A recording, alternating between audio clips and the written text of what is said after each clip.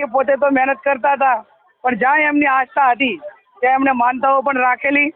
એટલે ચૂંટણી પત્યા પછી આપણે દરેક ગામોની અંદર આપણને જાણવા મળે કે આ ગામની અંદર આટલા ફરજી વોટ કરાવ્યા, આ ગામની અંદર કોંગ્રેસ વિચારધારાવાળા પરિવાર ઓછા હોવાથી એમના મત ના થવા દીધા ને એમને બદલે ભાજપના લોકોએ મતદાન કરી દીધા.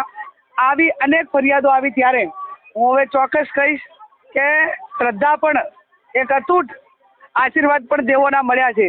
એનું કારણ કે આટલા સંસાધનો અમે આટલું ખોટું કરવા છતાં એ જ્યારે એમનો અહંકાર હાર્યો છે, એમનો લોકશાહી કરવા માટેની મર્ડર કરવા માટેની જે સિસ્ટમ હતી, લોકશાહીનું ગળું દબાવવા માટેની જે કોશિશ હતી, એ ક્યાંક ને ક્યાંક કુદરતે એમને હારી આપી નથી. ત્યારે હું ફરી બનાસકાંઠાની જનતાનો આભાર માનું, 18 આલમ 36 કોમનો આભાર માનું.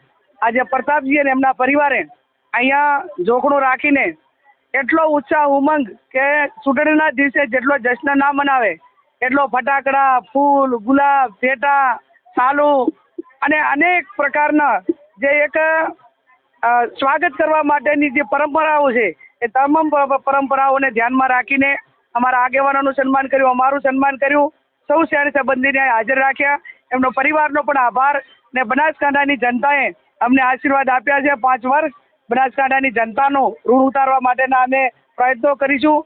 જેટલા પણ પડકારો છે એ પડકારો જે પ્રકારે જે વિસ્તારની જે માગણીઓ છે એ માગણીઓ વહીવટી તંત્ર સુધી પહોંચાડી અને લોકોને ન્યાય અપાવવાનું કામ કરશે. આપણે શાસ્ત્રમાં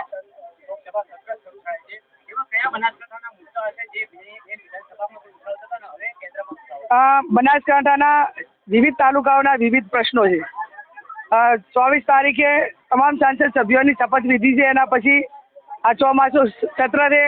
એમાં ખેતી માટે સિંચાઈનું પાણી હોય, એજ્યુકેશનની વાત હોય, આરોગ્યની વાત હોય, શિક્ષણની વાત હોય અને સ્થાનિક રોજગારની, મહિલાઓની સુરક્ષા માટેની તે વર્ષોથી આપણે એમ માન્યું હતું કે દેશના વડાપ્રધાન ગુજરાતી છે ને ગુજરાતને ન્યાય મળશે અને ક્યાંક એવા પ્રોજેક્ટો આપશે, કંઈક એવી લાણી આપશે કે એક આપણાને ઉત્તર ગુજરાત તરીકે ગૌરવ લેવાનું થાય.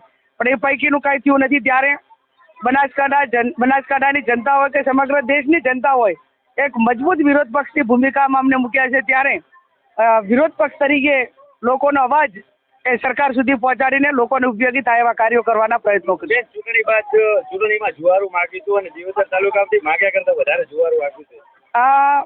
હંમેશા બેન અને દીકરી ને વહુવર એ બધે જ એક જ આ દિયોદર તાલુકો એવો છે કે મારા સાસરાનો તાલુકો હોવાથી મેં નર્મ ભાવે એમને કીધું કે જિલ્લો તો મને બેન તરીકે કહે છે, પણ હું તમને બેન તરીકે નહીં પણ એક તમારી પુત્રવધુ તરીકે ઘણા વર્ષો પછી 18 વર્ષે અહીં ચૂંટણી લડવા માટે આવીશું. તો મારી પાસે જુવારામાં તમારી પાસે મારે કાંઈ નહીં માગવું, પણ એક વોટ આપીને એક જુવારું આપજો. જે આપણી સંસ્કૃતિ કે ભાઈઓ ભાગે પડતી મિલકત આપવી પડે અને એ પૈકીનું ઋણ એ દિયોદરની જનતાએ મારા માથે ચૂકવ્યું છે. એમને માગ્યું એના કરતાં અનેક ગણું આપ્યું છે. એમનો આભાર માનું છું અને એક પરિવારની જે એક ભાવના છે એ ભાવના સાથે હું પણ એમનું ઋણ ઉતારીશ. કોઈ જ પડકાર નહીં. ગુજરાત અને મીડિયા એ જેટલી પછીની ચર્ચા નથી થતી એટલી ચર્ચા બનાસકાંઠાની કરે છે અને એટલા માટે અમારા ઉપર ભરોસો છે અને અમે ભરોસામાં ખરા ઉતરીશું.